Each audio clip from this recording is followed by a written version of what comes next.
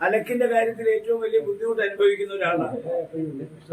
കാരണം എന്റെ അലക്ക് മൊത്തം അലക്കി കിട്ടുന്നത് തിരുവനന്തപുരത്ത് പാപ്പനംകോട്ട് ഇൻഡസ്ട്രിയൽ എസ്റ്റേറ്റിലുള്ള ഒരു അലക്ക് കടയിലാണ്.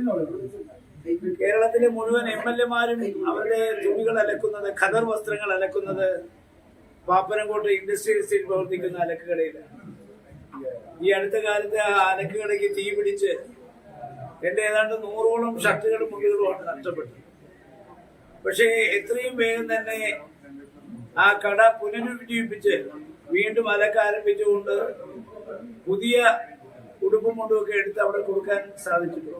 ഇവിടുത്തെ അലക്കിന്റെ ഏറ്റവും വലിയ പ്രത്യേകത ഒരു വൈറ്റ്നസ് ആണ്. ഏറ്റവും വെണ്മയാർന്ന രീതിയിലാണ് വസ്ത്രങ്ങൾ വളരെ വടിയായിട്ടാണ് അലക്കി തരുന്നത്. രണ്ട്, ഇതിന്റെ ക്രെഡിബിലിറ്റിയാണ്, വിശ്വാസ്യത. ഒരു കസ്റ്റമർ ഒരു വസ്ത്രം കൊടുത്താൽ വസ്ത്രം കൊടുക്കുന്ന തീയതി, കിട്ടുന്ന തീയതി അതിനകത്ത് രസീതിൽ പറയുന്നുണ്ട്. ആ ദിവസം തന്നെ നമുക്ക് വസ്ത്രം എത്തിക്കുന്നു എന്നുള്ള.